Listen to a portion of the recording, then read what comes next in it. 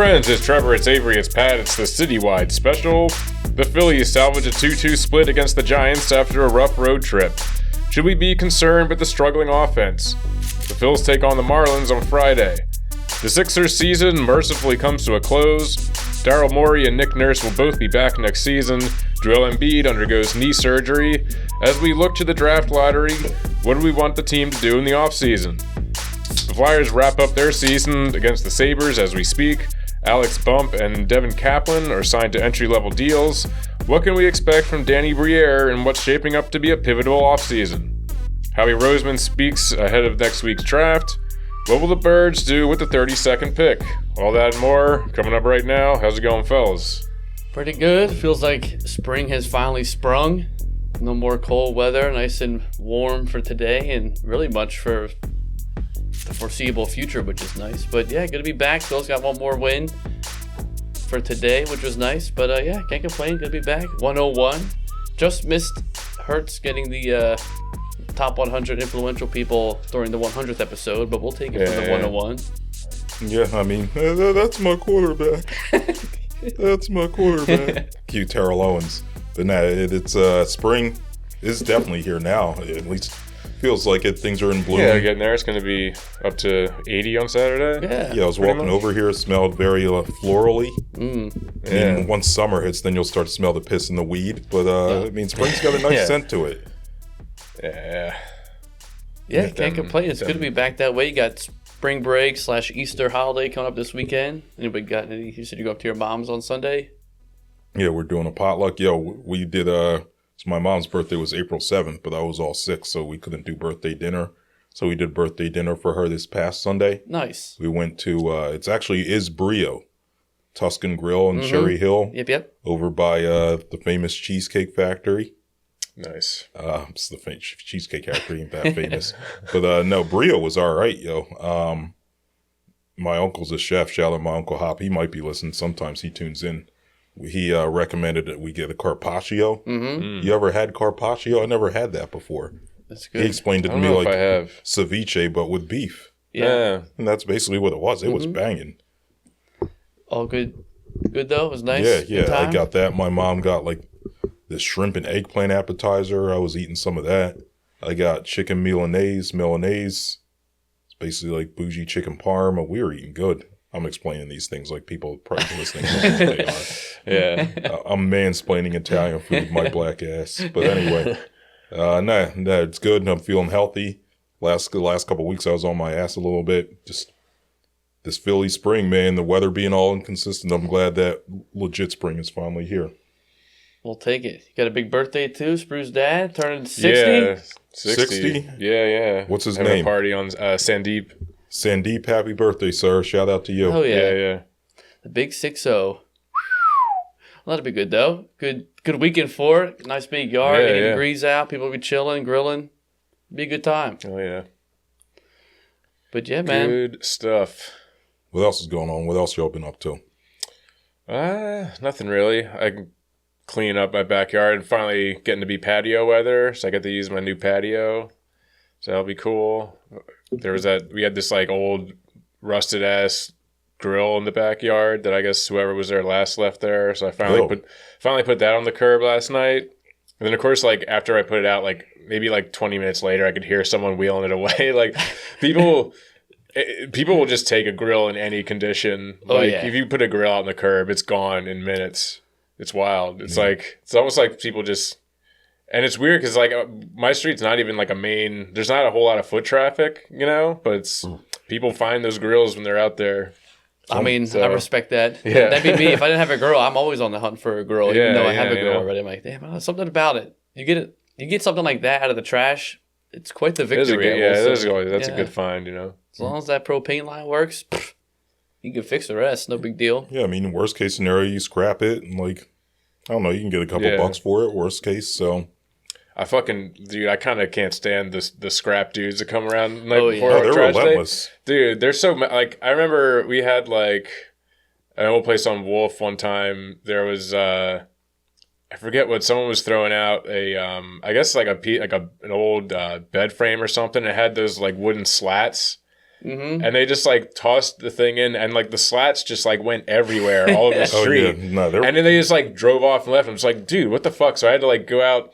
And pick them all up because, like, otherwise I'm just going to hear cars running over that shit all night. Flapping around. Like, keeping me up. So I was like, I got to go in there and clean up these motherfuckers' mess. My buddy Diego and I, he listens to the pod. Shout out Diego. But we tried being scrap guys for a little bit. And for real? Yeah, that shit's ass, dude. You get, like, no money for that shit. We were like... Yeah, how much money do you get? $20, $40 here and there. For the amount of work that goes into it. And then, like, you toll in, then driving to the dump, you know... So gas eventually, driving around with all that stuff in your car. It seems like a hard thing to do legitimately. Yeah, I feel like the only way to make money off scrap is if you're just like stealing copper wire from like an abandoned house or something. We had our hot water heater break, like, you know, when it was, I don't know, February or whatnot, and like the guys came, did it up in like 2 hours, which is sick, and they were like, "All right, we're gonna put the old one out front. We'll be back to get it tomorrow." I'm like, "All right," like I don't know if you're banking off that scrap, I can't hold it here. Like if someone takes it, but it lasted 2 days out there. I was so surprised. That is surprising. The hot water heaters go. You got copper in there. That's to go on the move. Yeah, we were picking up like railroad nails and shit when they were like. No wonder you weren't making money. Yeah, well, we were in high school. I was like, oh man, dude, like all this spare metal sitting here. So he was like, yeah, let's do this. But then I didn't realize they were cast iron. So like. That shit's, I don't know. Yeah, that's heavy. You need like 100 pounds to get $1. So we got like a shit ton of nails. You're walking around carrying a bunch of cast iron nails? Yeah, we had them stashed up in this little hole for a while until we made a big enough pile to go. And his uncle, rest in peace, picked us up.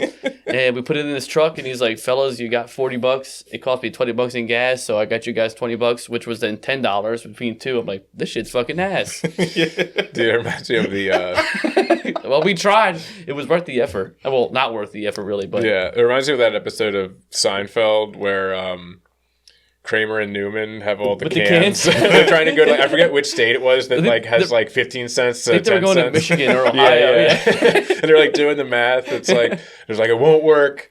Because would you spend on gas? It makes sense. It's like, no, we could do that. Like, and then they use the USPS truck and it's free. Yeah, exactly.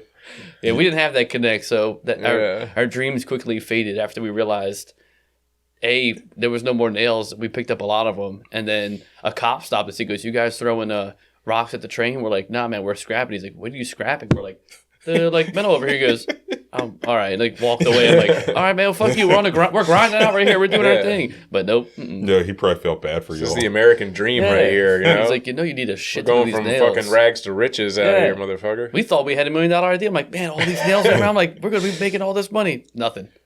Yeah. There's fucking gold in them tracks. we would honestly, I felt like we would purposely get off like 2 train stops before our house and like walk the whole length of the rails to get to our home. You just like wake up the next morning and see like some news story about a train derailment. Yeah, it's like there's a whole patch or all the nails are missing and the train went off the tracks. Oh, my mom was always like, "Why are your clothes so covered in rust dust?" I'm like, "Don't you're asking too many questions here. Nothing. It's just a long day of school." Mom, when I trade in it's called a hard day's work. When I trade in all this scrap, Mom, I'm going to be coming home rolling in heavy bills. as shit, man. You'd be surprised. Yeah, cast iron nails, I'm not surprised. Yeah, well, railroad spikes get pretty big. They're this big, I can tell you for a fact. You know in like movies or something where like some kid's dealing drugs and his mom finds their like cash stash and the class like, "Where'd you get this money? Where'd you get this money?" And it's like, "It's from nails, Mom. It's from fucking nails. It's from my job." Yeah, so scrapping, that was before we researched, precious metals and the important metals, but we tried. We gave it an effort, but it did not work out. So we left that dream on the tracks. There you go. Mm-hmm. You didn't become one of the can people. The can people be on their grind too, man. You ever see them on recycling night? They're out there with a whole goddamn shopping cart just filled with cans. Like overflow. Yeah. Dude, that shit makes sense though. They used to love when we lived at Wolf House, when we'd have a party. Oh yeah, dude. Just have like trash bags just full of just empty beer cans. They'd be going through it, looting us. And a lot of times, like, they were respectful, unlike the scrappers, and they would actually put the trash back. Yeah, I feel like the can people, you probably got to go out, if you went out to like, like University City. They probably have more a field student day. housing and stuff. They probably make a nice little chunk of change out there. I mean, it says me 5 cents, so you're good to go. Yeah, I mean, you have 10,000. That's a lot of cans. 10,000 cans at 5 cents a can. How much money is that? I don't think they can be crushed either. I think they got to be whole. No, cans. yeah, they have to be in decent condition. Oh, really? Yeah. Damn, yeah. That's why the bags are always like yeah, stupid big. You would right, think you right. would want to crush it to maximize your capacity, but then they won't take it, which I find very I don't odd. understand that because they're gonna have to. I mean, if they're gonna actually recycle the aluminum, That's what I'm saying. We not first gonna moved in get here. We first moved in here. We'd always have stoop beers in the pandemic, and like I would crush. you would the assume they just cans melt it all down, to right? save it. And our neighbors were like, "You can't crush them, Pat. They won't recycle." I'm like, "What do you mean they don't? It's the same." They don't recycle in Philly anyway. But my point is that like it's like Yeah, I feel like 95% of the shit that you put out in recycling just ends up in a I didn't landfill. mean to cut you off. no. but, That's why I put everything Yeah, in it's there. all a Pizza fucking boxes, scam. crushed cans. I don't give a shit. Yeah, I mean, even Yeah. like offices and like at work when I go into the office at work because I'm there till 5:30. So a lot of times the janitorial staff or whatever will come around and like empty people's little trash bins and stuff. And like each of our desks we have like a trash bin and a recycling bin. Damn, And they at your just desk? Yeah, just Huh. like just a little, not like a big. Still, but I mean, that's nice. Yeah, but it's like it's whenever they come by, they just have a big trash can, just dump both cans into the Right. same trash can. It's like, why are we even Right. Why are we even keeping up this illusion that we are recycling? It's for the pictures in the background. Oh, look, Yeah. we're recycling. Yeah, like, I don't know. I care about the environment and all this stuff, but like recycling in the city of Philadelphia is the biggest fraud, dude. Well, isn't Earth Day coming up too? Yeah, Isn't that tomorrow? October 20th or Oh, October. April 22nd. Oh. April 22nd. Yeah, April, My yeah. sister's birthday, the day after Dean's birthday. Shout out to Dean, by Damn. the way.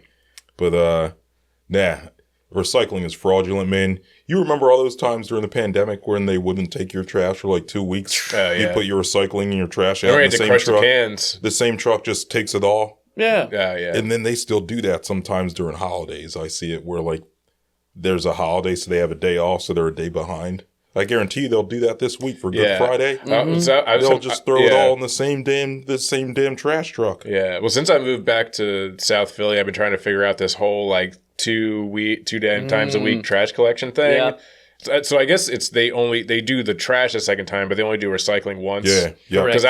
Because I put out because they do the extra day on Monday morning for me. Trash. Yeah. And like I put out like I didn't know, so I put out like a big can of recycling because we've been like moving shit, so we just have like cardboard boxes out the ass, and I had this huge like a big trash can sized recycling can like just full of recycling and like cardboard boxes, and they just like dumped that into the trash on Monday. See? Close So I was enough. like, yeah. I was like, all right, well, I needed to get rid of it anyway, so It worked whatever. out. Yeah, it's I mean, I guess it's a good thing they're taking the trash twice a week. I don't really create that much trash living Yeah. alone, but hey, it's good when it's there. Yo, I didn't say this on the pod.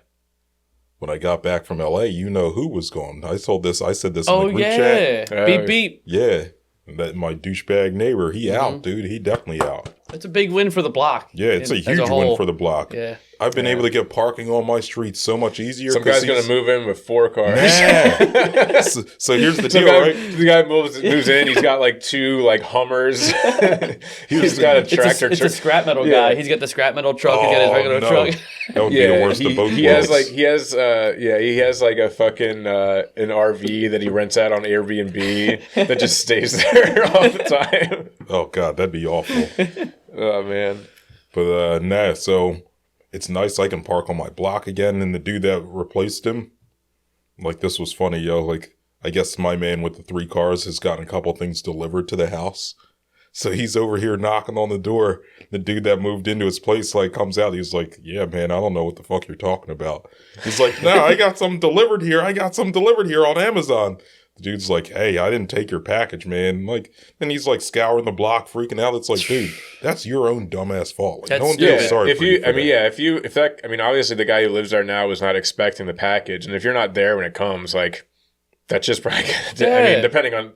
My block's been pretty good for that so far. We've had a couple where like it's like, oh shit, I'm at work. I hope that's there when I get back, and it has been. But I feel like at least Amazon, they give you the like.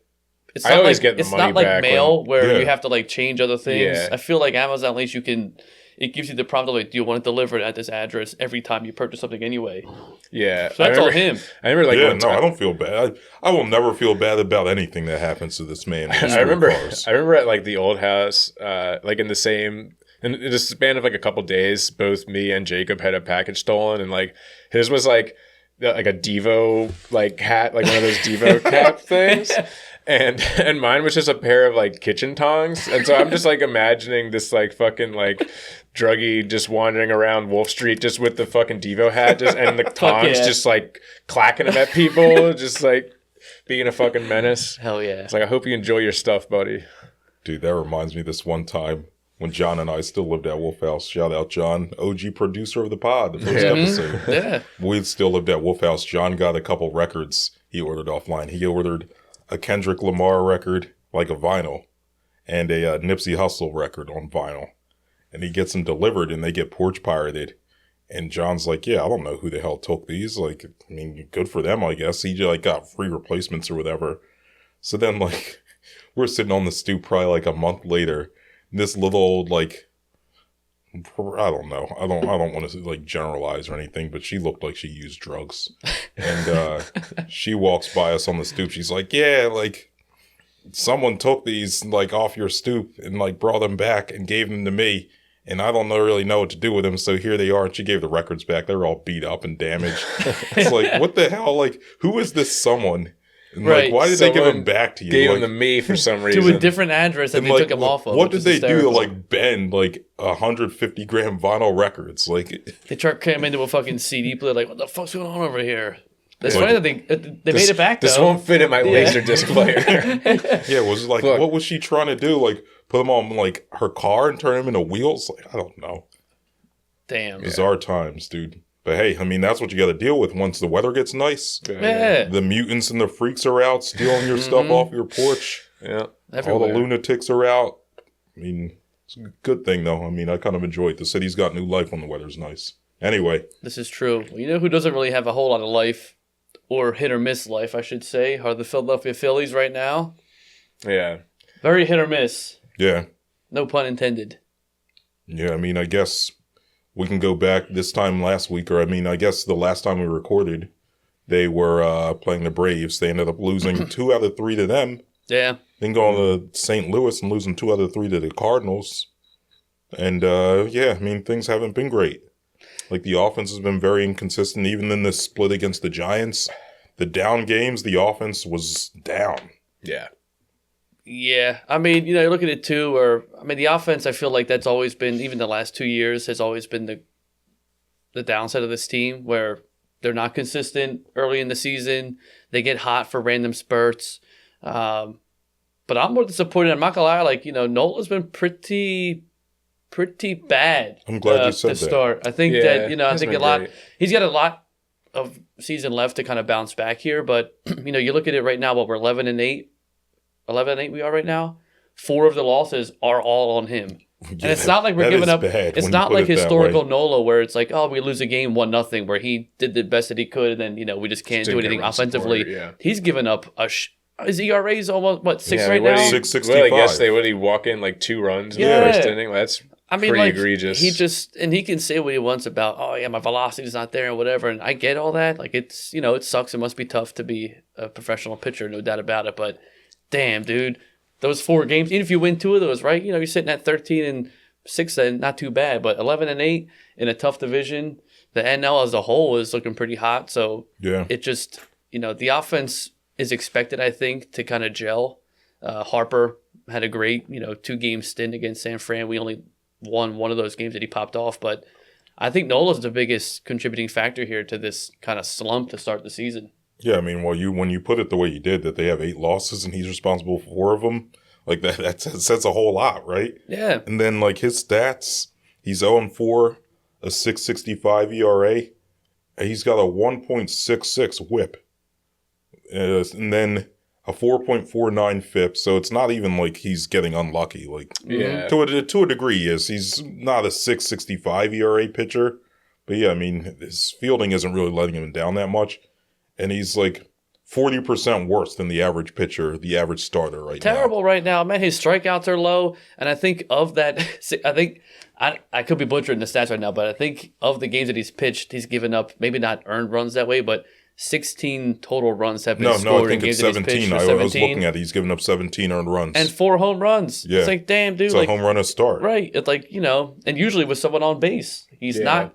He's yeah, nothing. I mean, the home run balls have always been his weak spot, but usually you're like, well, at least they're just solo shots. Like you can stomach that, but when he's walking these guys, the walks are just can't be having it. Like you can't be giving people free bases and then have home runs be your big weakness. That's not a good combination. It's also just defeating losses too. I mean, last night they got obliterated. Like it's not even. Yeah, they were down 4 runs. Right. 4 or 5 runs in the first inning. Right. So you're not really giving the cold offense a chance to even fight back. Today they start off to a hot streak, which is whatever. But that's what I'm saying. Like the offense, they took a while.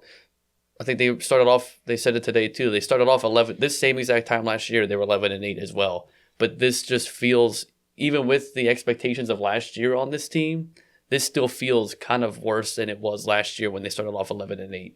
Well, I think, I guess, a couple things. I think to your point, it feels worse because the way that last season ended. Yeah. Right. Like going into last year, 11-8 felt a little better because, I mean, they did lose to the Diamondbacks, but the Diamondbacks caught lightning in a bottle, right? Whereas, I mean, this year they lost to the Mets, and we're seeing a lot of the same things from the offense, from the pitching staff, right? Mm-hmm. Where it's just inconsistencies. The hitters that you need to hit aren't hitting.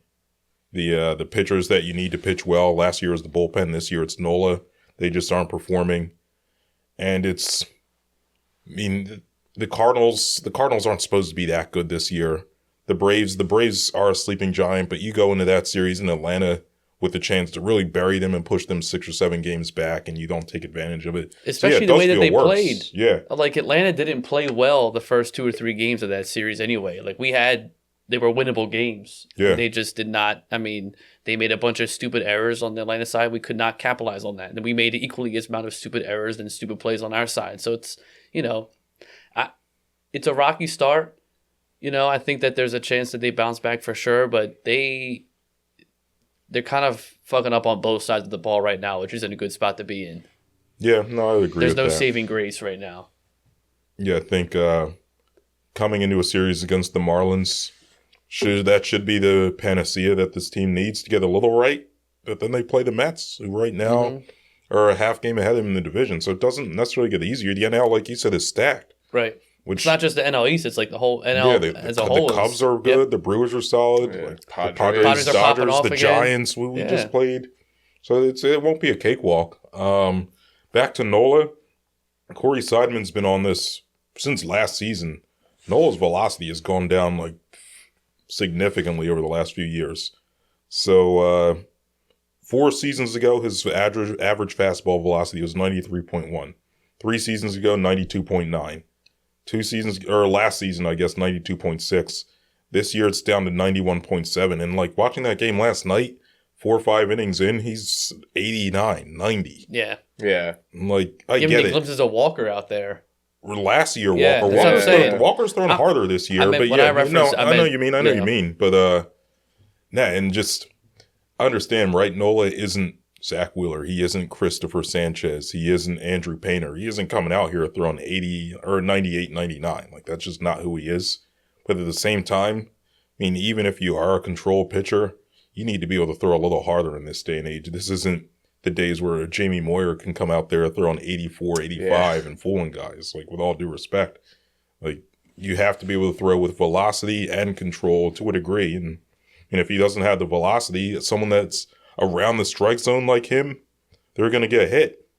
It's just the way it is. Those hits the Giants were getting in the first inning that game, a lot of them weren't like drilled really hard, but they're pitches that are easy enough to get contact on and put in a place where defenders aren't.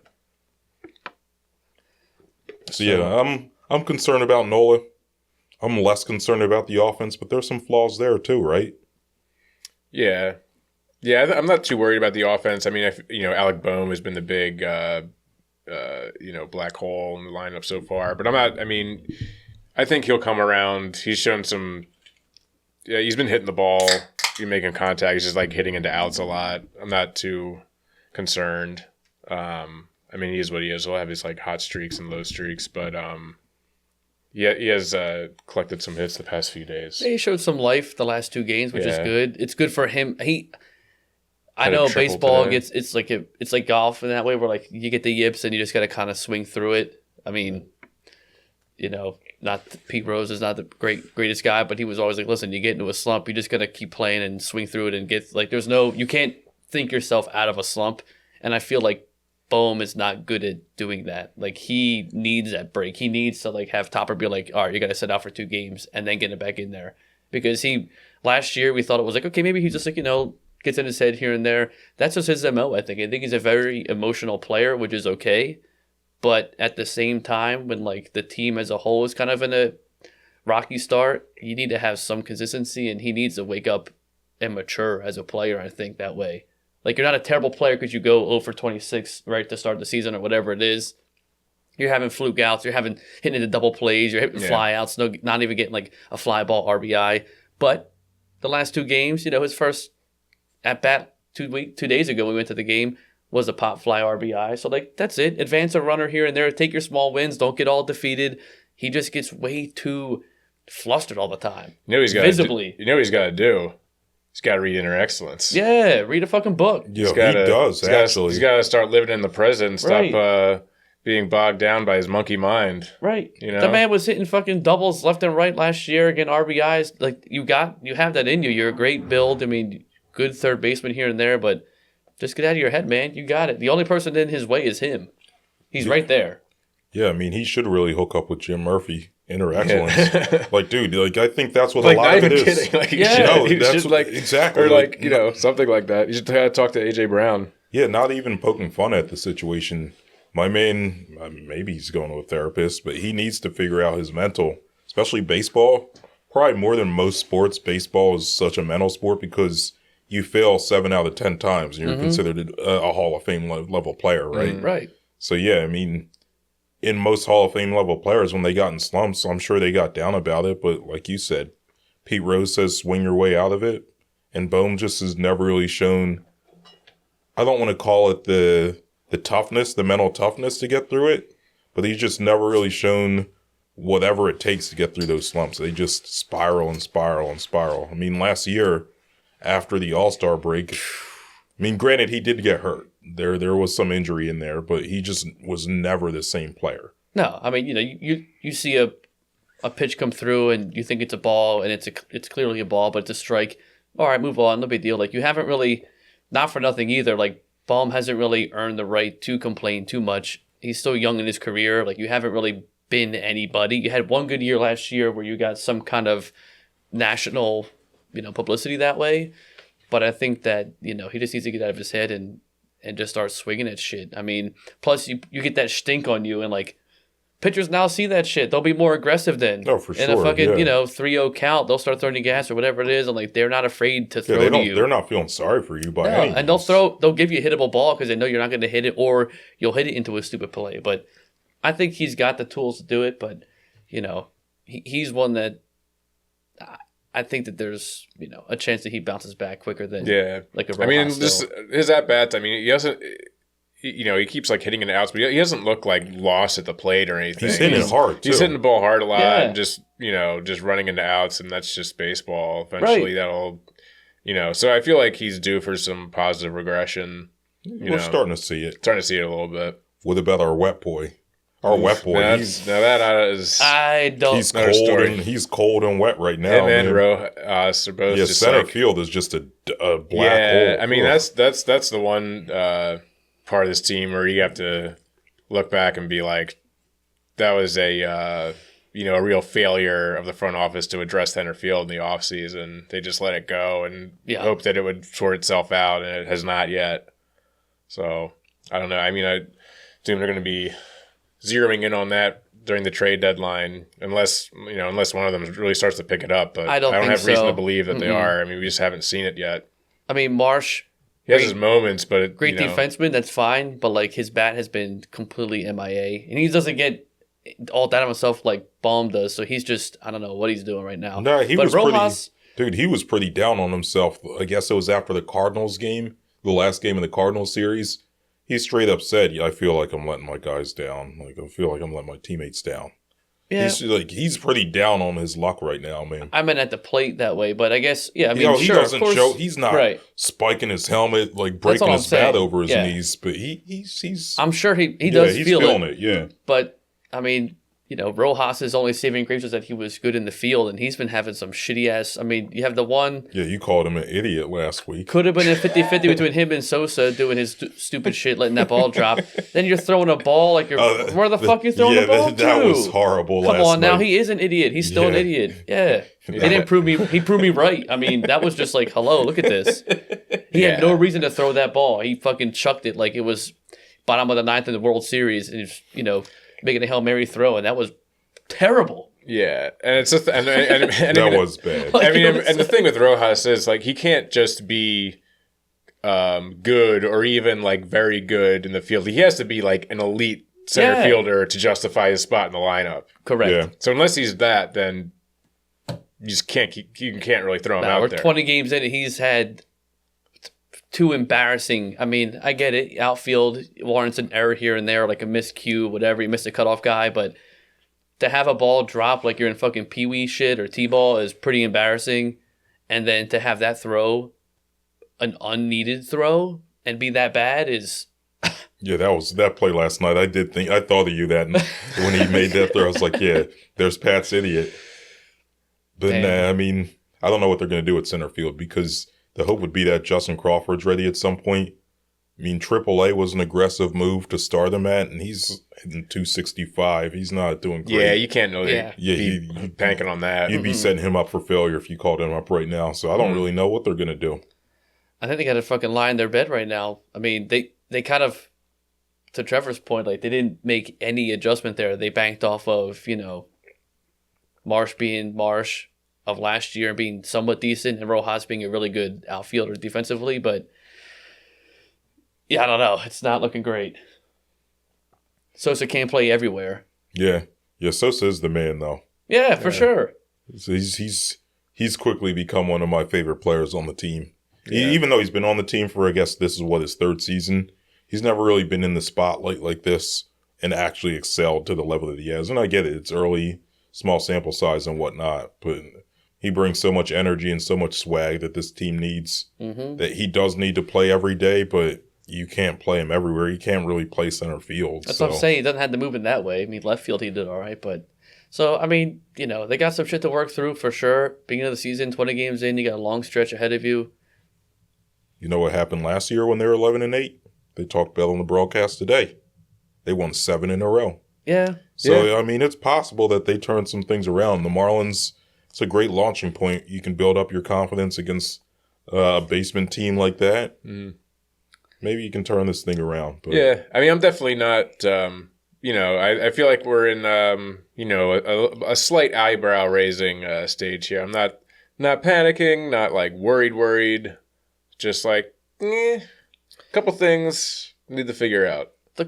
Not quite, you're creeping into concerning era just because there's a lot of little things that are going wrong, right? You banked off of Nola being decent. Nola's to your point too, like he's a home run giver-upper. So like you expect one or two dingers here and there, but the rate at which he's been sucking this year has been wild. And then the complete debacle in center field is a little terrible.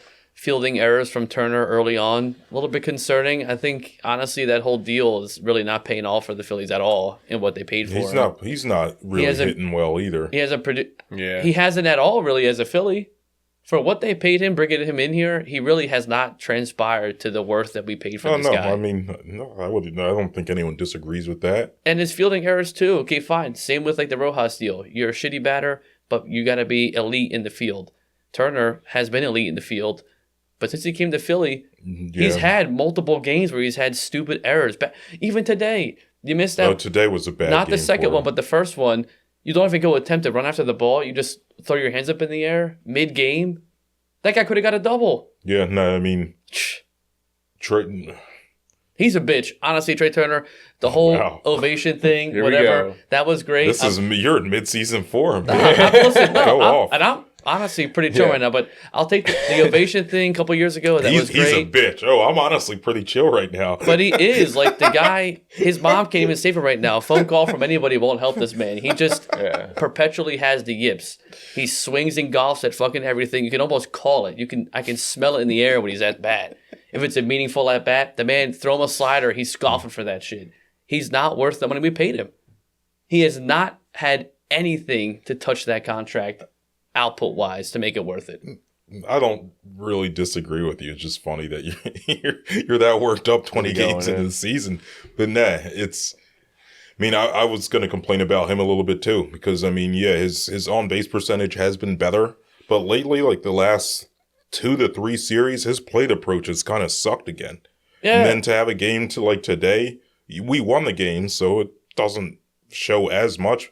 But say we lost that game because one of those errors ended up being even more costly, he'd be the poster child for this team's struggles. I mean, luckily for him, there were a couple other guys struggling more than him and we won. But, Trey Turner, to your point, 3 to 4 years, what are we, 3 years in? To a mega deal. And he's not getting any younger? Ugh, I shudder to think what we're going to be saying in 3 more years. I mean, luckily we had a nice little buffer there, but that 2-run home run turns into a 1-run home run if he doesn't fuck up that catch. Yeah. Ground ball, whatever it is. But, it's just... Right. And it's not like Sosa playing out there or, a young guy out there. You have Trey Turner out there. He's supposed to be one of the best guys in his position. And he kind of consistently does have, that's not irregular to see him fuck up. Yeah. So here's what I was saying. It's not time to panic. I was saying this a little bit. No, we're not panic mode. In boy chat yesterday. It ain't time to panic by any means. But I do think we significantly there's a chance. I shouldn't say it's a certainty yet. There's a chance we significantly overrated this team. Right? I mean, think about what we expected to get from Trey Turner. I mean, everyone calls JT the best catcher in baseball. Defensively, he is. Offensively, he's far from it these days. Right? Boom. We're hoping for a bounce back that he got his mental right. Wet Brandon, I guess we hoped he would be better, but no one really knew expected that to happen. Nola, you're paying him all this money for the next 8 years. He's going to be throwing 84 miles per hour by the time he's 36. That we kind of had. You called that contract out there at the beginning. You were like, this is a lot of money and a long period of time for a man pitcher. That's... Yeah, right. So I think... I don't know. There's obviously still plenty of time for them to turn it around. I think when the weather heats up, the bats heat up. Nola prefers pitching in warmer weather. Maybe that helps him out a little bit. He's a Louisiana guy. It makes sense. But there is a chance that this team ends up being overrated the same way the 2011-2012 Phillies were. And then, after that, it really fell off a cliff in 2013. So hopefully that doesn't happen. But there's a chance... This is where we're headed. Yeah. Early, so I'm not saying that's going to happen by any means. The alarm bells aren't off yet. But we're okay. We're at DEFCON, what is it? The lower the number gets, the worse it is out of 5? Yeah. So we're at DEFCON 5. I think we're at 4, maybe 4. Hold on. Out of 5 I thought it was the higher the number, the worse it is. Yeah, I think it's the higher We're number. at DEFCON 2, I think. Okay, whichever, we're saying the same thing. I just don't know what the numbers are. We're at the lower concern level. Yeah. Yeah. We're just now hitting concerned. So we're not yet. Is worried worse than concerned, or is concerned worse than worried? Worried's worse than concerned. Yeah. All right, then we're just concerned. We're just now flirt with concerned. Yeah, 11-8, fair. Same record as last year. Early in the season, couple tough stretches here. We'll see what happens. Yeah, I'm not worried. I'm concerned. Yeah, that makes sense. We'll say in some good news. Fucking Nick Castellanos has been pretty damn good to start the season. But he got hurt today. He did leave the game today with hip tightness. I think they're saying. I think I saw Rob Thompson saying that they're not really worried about an IL stint. Sounds like he might just be like a day-to-day thing. Okay. So hopefully it's not that bad. But I did pick out this one tweet from Ben Silver, who I think writes for The Good Fight, saying, quote, "I think Castellanos is on a path to the best season of his career. His chase and whiff rates are 30.9% and 28.8% respectively. He's never had a chase rate that low for a full season. It's been since 2019 his whiff rate was that low. Also, his expected batting average and expected slugging are 291 and 543. So yeah, I mean, he's definitely had a good approach to the plate. You know, as evidenced by the whole like whiff rate thing. Like he's, you know, I mean, I think that was the one thing about him that drove you nuts his first couple seasons with the Phillies, that he just could not lay off that like low outside slider, and you know, he just. So I don't know what he did in the offseason, but he seems to have got a lot more discipline at the plate, and it's paying off. He's been getting on base a lot. Talk to Turner then about that. Yeah. I mean, I feel like it kind of started with him at the middle of last season. You remember last season, the first month or two, he was ass. Golf. And then I want to say late May, early June, he woke up and he was all-star caliber the rest of the season. Yeah. Even in the playoffs against the Mets, he was one of the only players that had a decent showing. Mm-hmm. If not the only player. I mean, he was the only guy that showed up in the playoffs. Him and Harper. Yeah. Him and Harper are the only ones that showed up in the playoffs. So, Casty, I'm not super worried about, other than this injury. I mean, hopefully it's not significant. But yeah, he's the only righty bat that's really producing. Mm-hmm. Right? Like, JT's not giving you much. Turner, we just talked about. Bohm. You know what I'm saying? That's it. That's all the righty bats. This team's, that's their other flaws. They're very left-handed. When you have lefties like Marsh and Kepler who can't hit lefties. Right. Then what? I don't know, man. Yeah. Well, we'll see. Time will tell. You got a nice little easy duck with the Marlins. So they need to win. They need to win 2 out of 3. If they let the Marlins take 2 out of 3 in this series, then they need to get a sweep. Honestly, they need to sweep the Marlins. If this team has, that'd be great. They need to do that. Like, you know, but they need to go in there and sweep the Marlins. They're a better team than they are. Bring out the brooms, do your thing. Yeah, that would be ideal. Yeah. You know, you can't be an elite team in the NL and not fucking sweep a shitty team. They should have done that to the Cardinals, but they didn't do it. So, you know, we'll see. Yeah. I think that's all we got. Yeah. All for the Phils. Yeah. Yeah, it was cool. You know, Pat and I were at the game on Tuesday. Coincidentally. Oh, yeah, everyone was there for some. Yeah, Avery didn't get the memo. I was at band practice. What do you want me to do? Yeah, it was. Did you get rained on at all? A little bit. I was in like 115, and then it started raining. Then we were like, all right, let's go get something to eat. Yeah, Nick was there. I ran to Nick. That's funny as shit. Yeah, you know. Yeah, we got dumped on. Nice, it worked nice out. to be there to see the final Jackie Robinson Day before the Trump administration changed it to John Rocker Day. You know, so that was good. Ugh. It was good though. I mean, great game to be at that. Yeah, you saw one of the 2 good games in the series. Yeah. Well, Harper home run, a JT home run. Yeah, it's true. Bohm had a good RBI. Yeah, it was a solid game. It was a good day. But yeah, I guess we can move on to let's talk some draft, dude. We can put the Flyers and Sixers Eagles. at the end. Yeah. Eagles, man, 1 week away to the day. 8 p.m. next Thursday. Yeah, what are we doing next week for schedule for the pod? I don't want to record during the draft. I won't be here Thursday, so. Oh, we'll figure something out. Yeah, anyway. we can do that offline. But yeah, I mean, draft is up. Pick number 32 because you won the Super Bowl. Yeah, so. That's why we got pick 32. Yeah, let's By the way, in case you hadn't heard. Yeah. In case you didn't know, we won the Super Bowl. But yeah, man, I'm liking it. I was looking to see who had. I really thought there were at least a team that had 2 picks in the first round for a potential trade for us, but I didn't see one that had one this year, which I thought was odd. Because I feel like last year there were 2 teams that had. Sometimes that happens. Sometimes no, I know. It doesn't. You know, enough shitty teams out there. I thought someone would do that, but that kind of killed my trade prospect that way. But yeah, 32nd pick, 8 picks in this year's draft, 12 next year. How we feeling? What's our gut telling us right now? So I already said what I think is going to happen last week. I think Walter Nolan, that's their man, dude. And I have a quote from Howie, who spoke the other day, that backs this up, yo. So this was Howie on Tuesday talking about the value of interior defensive linemen. He goes, obviously, interior pass rush is a huge deal in the National Football League. Getting quick pressure on quarterbacks is a huge deal. And I think you've seen our resources shift that way a little bit here in the last few years because that's the quickest way to really get pressure. You got to continue to refresh those positions and continue to build depth along both your lines. So I think for us, we feel like having good players in those positions, obviously, we have a bunch returning on our roster that we're excited about, but those are huge spots for us to continue to grow. The best place to find them is in the draft. Those markets are expensive when you get into free agency. And Waller Nolan, you know what he plays? Defensive tackle. You know who he reminds a lot of people of? And again, I said this last week, but not as good. Jalen Carter. Mm-hmm. So I think he's going to be well coveted. But here's the other thing, right? Pat, you just said we got 8 picks this year, 12 next year. You know who only has 4 picks this whole draft? Hopefully Dallas. The Vikings.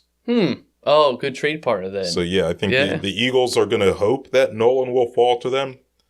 But if Howie sees, there's a chance that my guy doesn't fall to me, he's on him like white on rice. He's trading up, dude.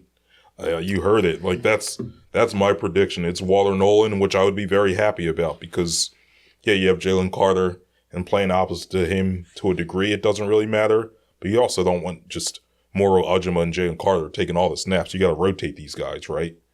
And like Jordan Davis is a lot of things. He's not the best pass rusher. Run stopper, if that's right? About it. Yeah. So, I think that they understand they need to keep these D tackles fresh. And that's going to be a high priority for him. You heard what Howie said. He doesn't want to do this in free agency. He wants to build a D tackle room during the draft. Makes sense. That's where I'm at. That makes sense. I think we're going to see it bodes well for us right now for what our needs are. I think that this draft is probably more heavy leaning toward offensive weapons, which we don't need, which also helps us out because, we could use a tight end if we wanted to or an O-lineman.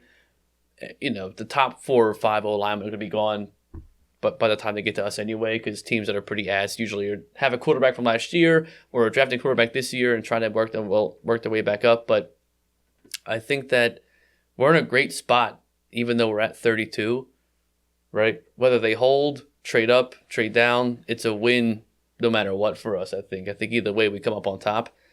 So I don't think there's a real need for us to trade up for any pick. I think we either stay true at 32 and get a tight end. I like this guy from Bowling Green, Harold Fenton Jr. Not going to lie. Could be a stretch potentially, but you figure there's a lot of other chirp around the league about tight ends getting drafted this year, and their value in the league, I think, is kind of growing. Good tight ends. And the good ones out there right now are kind of getting old, right? Mark Andrews is kind of getting old. Dallas Goedert is even kind of getting up there for his role position and injury proneness. Hey, our boy George Kittle's getting up there Kittle's too. Getting up there. Yeah. Kelsey's old. Like that era of tight ends is kind of aging that way. But I think that we have a good spot to grab our man that way. At the same time, to your point, they do like to get young on the trenches. So I could see him getting a good O-lineman too at 32.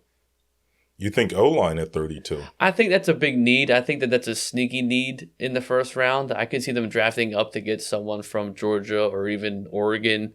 I can't remember their names right now because I was trying to force feed everyone's name, and now I'm getting them all mixed up. But I think that O-line is a critical need for this team. You figure Hurts is still only 26, which is ridiculous.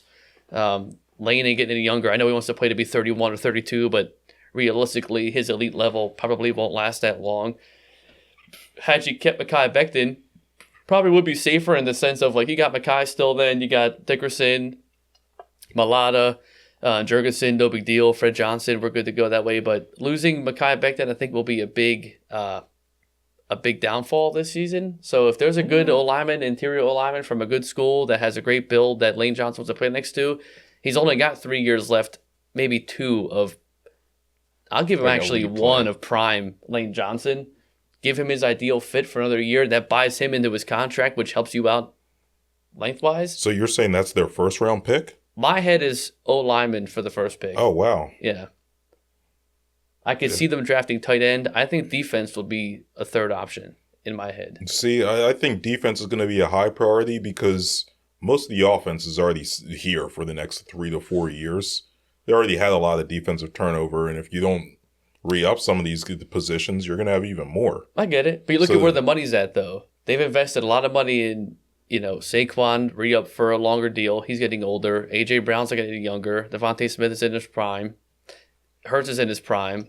It would be a bitch if whoever fills in for Mekhi or, God forbid, another prime O-lineman goes down and you can't backfill that with a pedigree type of O-lineman But you can get that I'm just later in the anticipating draft. that. I though. get that. I mean, Listen, the that's just where my head's The at. other thing That's too, all. I mean, I'm sure I wouldn't be surprised if they draft like a lineman somewhere. No, they definitely will. Yeah, I just don't think it's first round. But I guess the thing of it too is they have a lot of confidence in their ability to coach up O linemen, whereas maybe not as. Whereas with the D line, I feel like they're relying more on getting that like prime draft pedigree. Yeah. What about safety? Where do you think they're doing safety? I mean, I think that's a high priority. I think they've. I couldn't tell you when the last. I don't know if they've historically. When did we get B-Dog? That's like 99, I think. I'm just saying. I mean, could you tell me a safety they drafted in the first round besides B-Dog? Michael Lewis was like a second or third round pick. That's what I'm saying. I mean, yeah, they don't really. I'm not saying they take safety in the first round. They could, they could. I mean, I feel like this is the tricky part of like trying to guess what they're going to do this year because they don't really have a glaring need, right? They have areas of interest that probably could use that pick somewhere else, but it's not like we need to have a wide receiver one. We don't need a running back. We don't need, a middle linebacker to lead the defense. We have a great coordinator that can coach up defensive players or put them in position to be successful. We have the best offensive line coach in the history of football, so we don't need to draft a first-round pick for O-line. It would be helpful, but we don't need to. So it makes it hard to kind of pinpoint who's going to fall there. How we talked about this week, too, where like they only have about 25 Yeah, he said we don't have 32 first-round pedigrees, yeah. That to me also lends itself to either falling back or jumping up into the top 20 again. But it makes it difficult to try to pinpoint what they're going to do. Yeah. I also don't think this is a lot of positions. It's not really thought of as a great draft, right? So that throws a wrench in things. Whenever you have 4 tight ends in the potential first round draft, that says something. That's not and no knock on tight ends, but like Yeah. I don't know. I just don't see that. My gut's telling me they trade back, but that's just kind of my feeling based on nothing really. It's going to be a long night of watching the Eagles just not do anything that day. Yeah. But the next 2 days will be popping off, I'm sure. Because they historically hit the last 4 years for sure. They've been popping off in the second, third round. But first round, I'm not getting my hopes up. I think it's going to be an unsexy pick unless they do a crazy trade. That's really it. So I guess that leads me to a question I got. You think he's still here yet after the draft? You think he gets traded during the draft, potentially on draft or on day one? I think it depends on how the draft falls. I think you get the whole 2 Colorado cats right now and how they're going to fall and all this stuff and teams wanting Loveland and whoever else from Penn State. Tight end wise, that's his name. Yeah, that's our own. Like that would be a big pick for us to grab if it somehow worked out. I ain't taking a tight end from Penn State. Look at Kyle Pitts. I'm just saying, that's their biggest perceived need because they're looking to let him trade or whatever. But I don't know. I don't even know who we'd even trade with to get who. Like, there's no. I don't want Jalen Ramsey. I don't want any old safety that need to give veteran leadership to the safety, secondary group. Fuck all that shit. I trust Vic Fangio, and I don't think Ramsey even liked Vic Fangio anyway, so that makes no sense. No, they did not like each other. So, Calais Campbell already got signed by someone else, so that's your boy, dude. He's got to be damn near 40. I'd use the first round pick on him in a heartbeat, but he's already gone. So, it's just it's hard, which is a good spot to be in. Yeah, no, it is, right? It's good that the team is so well put together, we can't point out any immediate holes or any immediate calls as to what they need to do. It's just we'll have to wait and see. I do think that Goddard is here after the draft. I think so. I think Goddard gets traded closer towards training camp. I think they will draft a replacement. I don't think it's first round. Yeah, that sounds right. The Browns are at 33. So I could see us even just do. Kind of would be funny if we just replaced Goddard with the same way we got Goddard to replace Ertz, where you trade out of 32, you get 33, you get your man at 33. I mean, 5th round is where they're going to clean up. I think they'll be in a good spot that way, but you can get good tight ends throughout the draft, though. You can get guys that will potentially be a good tight end. I think that for some reason people have been speaking about it so much, and I've been focusing on tight ends. Like this guy is I mean, no, he he's popped good. off last he's year. good. So there are a bunch of good tight ends. Yeah. I think there's a guy from like LSU people were talking about. Mm-hmm. I don't know if he falls to us either, though. It's a weird year where like teams have gotten quarterbacks and shit where it's, I don't know, but I can see Howie doing what Howie does. This is his time of year to cook, so Yeah. Also, Goddard, like to your point, would have been traded by now. We're a week away from the draft. They've given him the green light for the last month and a half to get traded, I just think his value's low. He's good when he's healthy, but he's injured a lot. $14 million. You want to pick up that? Yeah, and you're on the hook for that. For not a whole season either. And then he's going to want you to extend him probably after that. Yeah. It is nice that, the fact that how like Howie has just crushed the draft the past few years, that I don't know what the fuck they're going to do, but there's no part of me that's worried about anything. I'm just I was going to sit back, watch the show, see what happens, Like, no. It makes the next couple of days of the draft interesting because, like, Howie does do some crazy shit. Yeah, you never the A.J. Brown trade. Right. Mm-hmm. Or the DeAndre Swift trade, which you called, actually, that year. Yeah, Who? I mean, you. You know. Yeah, I don't know. Things just happen that way. Yeah, so, I mean, no one really knows what to expect. I still think Walter Nolan's the front man. There's also, I think they go D-line with the first pick regardless. James Pierce Jr., I think his name is, an edge rusher they seem to like a lot. But we'll see. No one knows, man. Yeah. Historically, they do like D-line. They might even get Jalen Milroe. That would be wild. I'll get. What if they draft him in the second round like they did Hurst did Wentz? I heard he's fallen pretty far for some reason. Hey, stock up the QB factory, man. Let's go. Mm-hmm. Or Quinn Ewers. He fell from grace too. But white guys don't really succeed in Philadelphia as a quarterback. Yeah. Which is historically true. Hold up. Who was the last... I guess Foles. But nah, he caught lightning in a bottle. Nah, Foles was good the first time he was here. He was. Yeah, so Foles he had that fucking 7-touchdown game. Yeah, he was probably the last good white quarterback. You know where my head went to, though? Was Kevin Cobb. He was ass. Well, he got hurt. They gave him the reins, but then he got, concussed by Clay Matthews. That was nuts. Yeah. I remember that game. That was like one of the ones. Yeah, I thought he was gonna die. It was the throwback game. Laughed. They had the Kelly Green jersey. Yeah. Yep. Clay Matthews murdered that man. Yeah. He never played again, I don't think. I think he tried. I think he might have played a game or two, but he was just never the same. Mm-mm. But yeah, white quarterbacks. The white backup does well. Coy Detmer. This is Tom Brady, technically. No, was a backup. I mean in Philly? Yeah. Coy Detmer, remember he came in. Jeff Garcia, Foles. He's our baby. Yo, you remember? He's our baby. Ty Detmer. Yeah. He was here. Dude, the white backup does good here. But the black starter does well. That's what I'm talking about. That's the formula. We have our formula already set. So then you draft Quinn Ewers as a backup, and God forbid Hurst goes down, you got potentially. Yeah, I mean, shit, look at Tanner McKee. Hello. Yeah, right, the white backup. The Mormon missile. Yeah, exactly. Yeah. So, but we'll wait and see. That's us on the birds, I think. Yeah. We'll see. We'll see when we end up recording our post-draft pod. It's exciting to have that draft because the other two drafts we're going to talk about are... No, there's some excitement. Some excitement for sure, but it's not as, relaxed as this one is. That's all I'm saying. No, they're high. Especially, let's hit the high anxiety one. Let's hit the Sixers now. High anxiety, man. Right. Nick Nurse is back.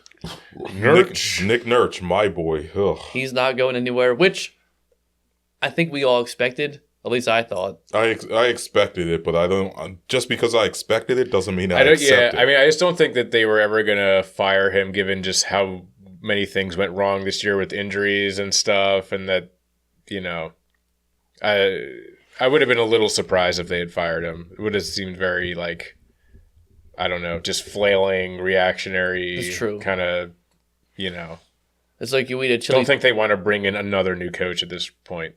It's like you already know you got a stomach bug, but then you also eat a chili cheese dog and you shit your pants. You expected that to happen, but you're still upset that it happened.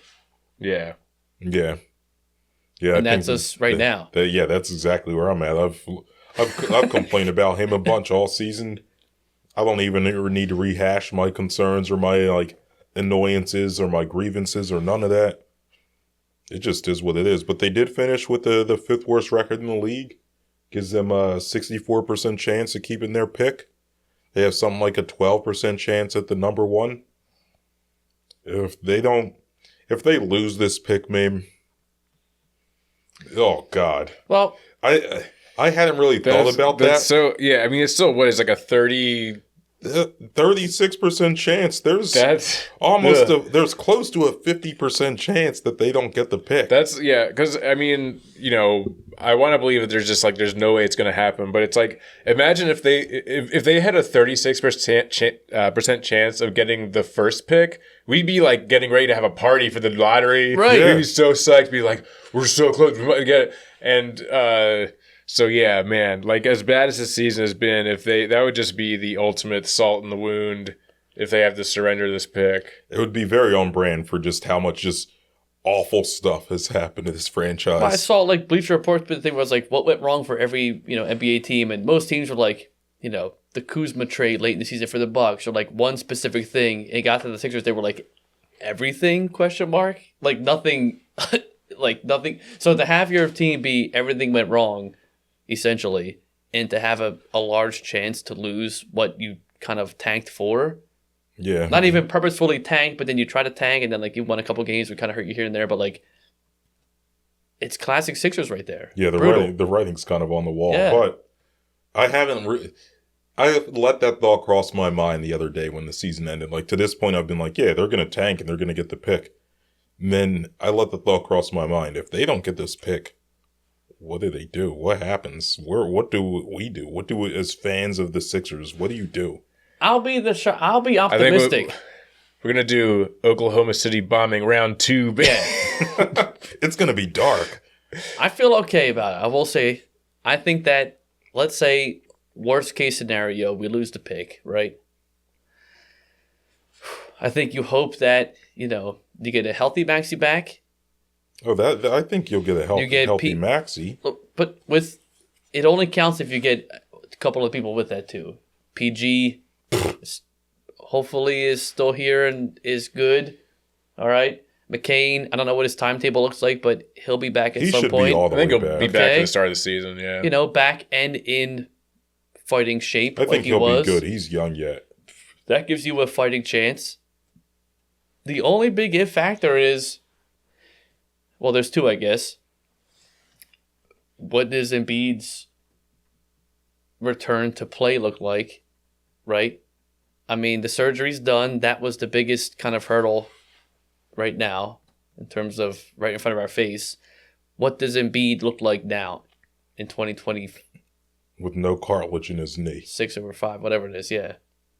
Does he come back and try to be his MVP caliber player? Does he come back and try to be thankful that he's still playing in the NBA and just takes a more kind of setback role, which he hasn't been prone to be able to do? Yeah. Does Nick Nurse coach a team that he has enough viable players that one could be an all-star or two and work them out well with a first, with whoever pick they land with if they don't get the top 5? I mean, it's a weird, there's a lot of shit that has to go right for it to be a good season next year off of the fact that this pick is a volatile percentage. Yeah, I mean, you're right. There's a lot that needs to go right if they don't get this pick. Embiid coming back healthy is extremely unlikely to me. The healthy will always be a moderately healthy. I think I've said this before. As healthy as he could be for not having a knee. I've said this before. I'm like, he needs to just accept the fact that he's Shaq on the Miami Heat. Yeah. He's not. Shaq went to the Heat and realized, I'm not the dominant guy I was when I was with the Lakers and I three-peated. And, it was him and Kobe, but Shaq was a force. Then he went to the Heat and he realized, I'm not that good. I can still put up 19-10, 18-8, and help Dwayne Wade win a championship. And they did. So, I think Embiid has to kind of settle into that. And whether he's willing to or not, we'll see. But, if they don't get the pick, it gets dark. But if they do get the pick, if they keep the pick, it's one thing. And if they get a number 1 or a number 2 pick, then I'm all the way back on, baby. Yeah, let's do it. Let's do a tankathon right now. Yeah, let's do it. Let's see what you get. 4. Keeping the pick. Well, they would keep it, but really the first two And then players. the second time I hit it, we went to 8 and lost it. Oh, no. Oh, God. So the first two players in the draft, Cooper Flagg obviously be number 1. Dylan Harper from Rutgers, he's nice. He'd be number 2. They're like surefire. Like, I don't know. Cooper Flagg is bona fide also. They're superstar caliber players, superstar upside. Number 3 is Ace Bailey. Still good, really good player. I think he projects as like a Paul George. After that, it gets really hairy. So they need to get the top 3 pick. They don't. They can trade, and maybe they get lucky and someone's willing to help them out. But I don't know, man. We'll see. We'll talk plenty more about the NBA draft when the lottery. We got to see what the lottery looks like in a month. That's a big it factor right there. Yo, if the Sixers, here's the deal. If the Sixers get the number, if they keep the pick, I'll do a shot of 99 bananas. If they get the number 3 pick, I'll do 2. If they get the number 3 pick, I'll do 3. Or no, the number 1 pick, I'll do. Dude, the Flyer. Oh, sorry, I did interrupt right now. But What happened? So I was like refreshing the score, and I saw that it went from like 4-3 Buffalo to 5-3, and I'm like, oh fuck yes. But apparently, the fucking Flyers challenged it for goalie interference, and it got overturned. Oh, my Why are God. you challenging? What are you doing? Brad Shaw, what are you doing, bro? Stop it! Oh my God, dude! Don't you recognize the monumental importance of this just let game? it go. Let them interfere with your goalie all day. Yeah, it doesn't matter. Oh my God, that's horrible. Bradshaw, that's Yo, your he chance ain't coming back now. your chance of fucking getting that job is went the right out the door. He did the reverse Dougie P, and we still fired Dougie P. He out, Good dude. He Lord, definitely out. why? But yeah, what was I in the middle of saying? Oh, so yeah. Sorry. No, you're good. That's pertinent info because we're gonna talk about them in a minute. Yeah. So yeah, if the Sixers keep the pick, I'll do a shot of 99 bananas. If they get the number 3 pick, I'll do 2. If they get the number 2 pick, I'll do 3. If they get the number 1 pick, I'm doing 4 shots of bananas on the pod. Yeah, dude. That'll be celebratory as hell, dude. Flag. We The get flag. Cooper It'll be Flag. the flagship pod. Yeah, that's what we'll call that episode too. If that's what happens, if we get the number 1 pick, it's going down. When is the lottery again? May 12th, I think. Okay. Damn, I'm about to Not fuck that around and far drink my up. piss in. Yeah, you're the only one gotta on the join pod the that club. hasn't drank Yeah. piss. Yeah, you're due. That'd be a piss-worthy drink. Well, in a celebrate, it's like champagne. I drink enough beer. It kind of is like Yeah, Miller there High you Life go. anyway. Yeah. We're same color. But Mhm. anyway, On a good day. what was the other thing? A couple other Sixers notes I've written down.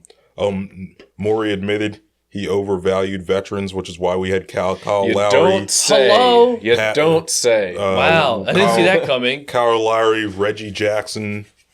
What other geezers? Andre Drummond. Eric Gordon, was he on the Eric team Go- for a yeah, hot minute? Eric Yeah, Gordon. Damn, come on, yeah. man. Yeah, all these geezers he brought in. He realized, like, I got to get the team younger. And then Kyle Lowry's like, I want to have one more year, but I want to be It's in Philly. I'm like, no, yeah, you're hell not coming no. back here Mm-mm. unless it's as a coach. You ain't Yeah. coming back, No, dude. no, thank you. Mm-mm. What else? Oh, Embiid. The surgery on his knee was performed by the same doctor who did Kawhi's surgery. And he looks happy as shit. What you saw about the Padres game the other day? Yeah, Kawhi's been balling out. Yeah. Kawhi's the been- Clippers look real good. Yeah, Kawhi's been one of the best players in the league for the last 20 or 30 games. So, And unfortunately, Harden's been looking real good too. yeah. Like real good. Yeah. Like vintage Harden good. If we could turn the clock back and decide whether to give Harden the contract we gave Paul George or give Paul George this contract, it's a unanimous decision. If I could turn Yeah. back time. I mean, he looks. He's They're on an 8-game win streak and like blowing. It's anyway. ridiculous. And Ben Simmons on that fucking team. He ain't doing nothing, but yeah. He's running around though. It's just doing what he does. He's in the playoffs Yeah. and we aren't. He collected a jersey for sure. You could get a ring. Yo, Yeah. before we move off the NBA, since the Sixers aren't in it, do y'all have a team you're rooting for in the playoffs? I do. I haven't really thought about it, to be honest. I'm not picking the East team because like I can't do that essentially, right? Mhm. It's like picking against, it's like when Eagles are always out of the playoffs, it's hard to pick. But I love to see LeBron in the playoffs. The playoffs are better when LeBron James is in there. I know there's a I lot want of to see good, JJ Redick get that first one. yeah, get that little, but I think that I'm happy for him to pull it off. I also kind of love the little like villain story that the Mavs created in Luka to go ape shit, and it'd be just perfect if he could just capitalize on that worst trade in Yeah, NBA it would history. be. Yeah, it would be nice to see, the Adelson family have to eat shit. Yeah, You and know- their GM too. So I'm rooting for With LeBron. smarmy GM. I don't really care if the Lakers win, but I do like LeBron enough to be like, listen, he doesn't have a whole lot of these chances left. Honestly, one of his best chances with Luka now on the team. I'm into that. Okay. I'd be happy with whoever else wins. I don't have my heart in it, but I'd like to see LeBron get into the ring if he could. Okay. Yeah, I mean, I can't root against greatness, right? Like, I want to see greatness win. I would be happy seeing Steph win. Oh, definitely. Right. Yeah, I was excited. Plus, Yeah, him and Jimmy. Jimmy will get a well-deserved ring for all his postseason accolades. I wouldn't be mad about that. So, yeah, as far as team I'd like to see win the championship, I would take either of those teams. Also, OKC, man. I knew you were going to say OKC, yeah. To validate that tanking can work. Yeah, I mean, they're obviously as the number one seed, they're the favorites there out of the West, which I get, and they are a phenomenal force. I get that. Be curious to see, though, because they're so young and inexperienced playoff-wise, how they, that's when the Steph Currys of the world and LeBron James and all that, like, kind of show that different side of the playoffs, which will be good. I think the West will be the way more exciting thing for me to watch than the East. I really could not care less about who comes out of the East on top. So in the East, kind of like the Pistons. Yep, that's who I was going to say, dude. Yeah. Yep. In the East, that's who I want to see do well. Detroit, baby. Dude. Yeah. I mean, Tobias Toby, Harris. baby. Toby time. Where's the little button at? Yeah, why not? Tobias Harris, he can go eat some crumble cookies in Utah somewhere for all I care. But Detroit's a fun team, dude. Yeah. Isaiah Stewart, you mess around with beef stew. You seen Isaiah Stewart? He's the guy that tried to fight LeBron a few years ago. Blood streaming down He's his also face. grabbed some guy's dick the other day. He's a lunatic. He grabbed the guy's dick Dude. in a fight, mid-fight. Just he's always getting into trouble with people. hog in hand. So yeah, I mean, that dude plays basketball. It's like it's 1988. He's just a hard ass player, dude. So yeah, I like it. I like the Pistons for that. I mean, their whole beef with that's the Pacers that have beef with Giannis. The Pistons gonna have beef with Giannis too. Yeah, It'll be good to see. He fits well with them because like you said, he throws it back to that kind of style. So like it'd be fun to see some kind of fights and shit or whatever he does. Bring back some ruggedness to the NBA. So Mouse in the Palace type shit. The Pistons kind of do that. I mean, Cade Cunningham, he's really good. Jalen Duren, I've had him on my fantasy team for 3 years now. I think he's a baller. He's coming into his own. Toby, I mean, he has been playing. Toby's been fine, dude. I don't really want to see him win, but hey, he ditched this cesspool. But it would be funny. Yeah, good, I guess good for him. I mean, it would just be what we do in Philadelphia, where you have a guy, you come in here with high hopes, you beat them down every week, every month, and then you let them go, and then they beat your ass and do great things after that. Plus, the Pistons are playing the Knicks in the first round, and I would love to see them beat the Knicks in the first round. That would be great. Fuck the Knicks, obviously. Yeah. So, yeah, that's where I'm at. So, that's that. We'll have plenty more. We won't have much Sixers talk until the lottery. Be like, let's hit the Flyers. Yeah, we are just seconds away from the Sabres scored an empty netter. It's 3-5 with a few seconds left. I think we are looking at a regulation loss to end the season, baby. Did they overturn that goal? They overturned the last goal, but then the Sabres scored an empty netter at with under a minute left. So we tried to untank the tank, but then we tanked it again. We are back. We're so back. Cool. Yep, we're getting that fourth pick, right? I think if they lose in regulation, it's basically guaranteed we get the fourth pick, if I remember what I saw correctly.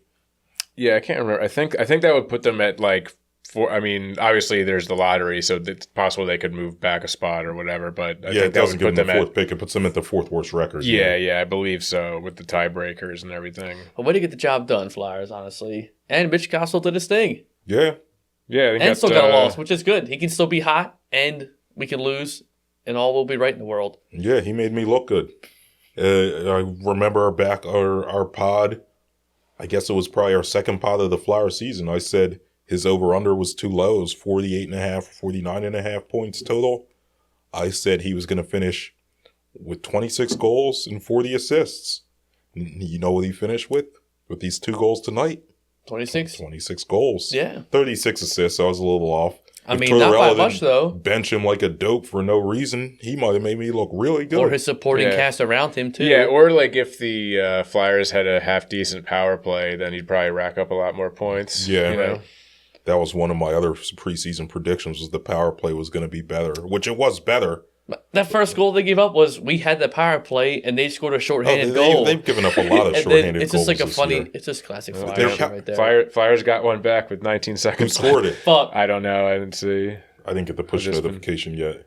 Maybe it was if Mishkov got his first hat trick, that's cool. Who scored it? I don't know. Let me see if I can check. The assist would help you too. Although 19 seconds, he can't get 30. Wait, 40 you said? He'd need 3 assists in 19 seconds. Nah, he didn't score it. Who scored it? I don't know. Tyson Forster has a goal. Mishkov has 2. Maybe they're still trying to figure it out. Well, I think though that all whatever, they're still going to lose. The 19 seconds. Hey man, what can happen in 19 seconds? All intents and purposes, though, the Flyers came out. I would say it was a pretty good season. All things considered, right? You figure you get done with the drama of Torts, which has been kind of a tough position to be in, right? You get really a full now season of Danny Briere, kind of with no Torts in his ear and a good team around. We got Mitchkov in here earlier than you thought and all this shit. The team kind of has a little bit of mojo potentially going into it. You got a decent pick, right? Because they're in a good spot to be that way. They didn't push the playoffs to be not quite a playoff team, but not quite bad to get a good pick. So I think this season you come out on top. For what it's worth. So yeah, no, you hit on a lot of good things that happened. You got rid of Tortorella before, and now you can go find the coach to move them into the next era. And you're showing them promise of what you have. There is a lot of young talent, and I'll be the first to admit it. I'm not the most up on my Flyers knowledge, obviously, but from what I've seen, there's a lot of youthfulness on this team, a lot of good talent that is uncorralled, so to speak, where they're kind of all just playing their own game sometimes. But I think they're, honestly, all intents and purposes, the season came out on top for what it's worth. Oh, Bobby Brink scored that goal. Okay. Okay. But nah, I mean, I don't know if I would say it's final. Okay, it's over. 5-4 in regulation. All right, good. R.I.P. to the 2024-25 Flyers. Yep. 3 teams down, 1 to go. That's drinking, baby. But no, I don't know if I would say this is a complete success. I didn't say success. I said they came out on top for what it's worth. You just said that's not success. That's not success. You did just say, we'll roll back the tape after this episode's done. You said a success. I beg to differ. Some good things happen, right? Some good things for sure happen. You get Tortorella out of here, you can start to bridge the gap, or not bridge the gap, but bridge to the, from a rebuild to... Bridge to the bridge. Whatever. Yeah, it probably realistically will be a bridge to the bridge, but there's a chance you do this right, and you bridge to a winning era, right? Yeah, who knows? Mishkov, obviously, I just rolled off his numbers. He exceeded predictions. He'll be in the Calder Cup race, even though he probably won't win it. Some young players took some steps forward. Bobby Brink, Tyson Forster, good seasons, right? At the same time, some things were worse than anticipated. This whole goalie situation is just a mess. And aside from me, I don't think most people thought it was going to be that good. I was optimistic about it. Reading my notes where I said Kolosov would provide some much-needed depth if anything happened to Ersin or Fedotov. All 3 of them sucked ass. So I was clearly wrong there. But goalie's an issue. Yeah. And I mean, Zvragin and what's his name? Bjarnason. They're not going to be up like next year. Goalie's going to be an issue for a while. Even if this team is ready to start winning next season, goalie's going to be a problem. Some young players kind of stagnated, right? Owen Tippett. Yeah, Tippett. I mean... Jamie Drysdale turned it on towards the end of the year. I think he looked all right. Cam York was not that good. Yeah, I don't know. Maybe with Torts gone, Cam York will finally start coming around. I mean, he clearly did not fucking like him. That's true. But, I mean, he has not really developed the way you would have liked out of a first-round pick. It's also and then some other guys are like, I think Bobby Brink's been all right. Oh, he was solid towards the end of the season. Yeah, towards the end of the season. I think Tyson Forster started ramping it up towards the end of the season. Yeah. So there's some signs of life, but still a team with a lot of holes. Still need a goalie. Still need a 1 and a 2 C. Multiple centers. So hopefully they can address some of that in the draft. I mean, good thing going into this, that cap's going to go up. They're in a pretty good position going forward here. Yeah. They don't have like too many bad contracts. I mean, the Coots contract definitely is not looking good right now, but they don't have too many like albatross contracts hanging around their neck, and so they could be in a position to, put out some offer sheets this offseason. They have a lot of draft picks next to this draft and next to maybe make some trades, do some wheeling and dealing. I don't know. But yeah, between like the draft capital, their cap space, they have like room to maneuver here. So I guess it's just a matter of what they're gonna do, what Briere's gonna pull the trigger on, how they want to proceed. But they got a lot of holes, but they have some opportunities, Yeah. So we'll see. I think the way I would grade this season right now, this is cheating, is I'd call it an incomplete because so much of it's dependent on what they do in the offseason. I mean, so much of it's dependent on what they get with this pick. Like, if they end up in a position where they can get the number 2 or the number 3 pick,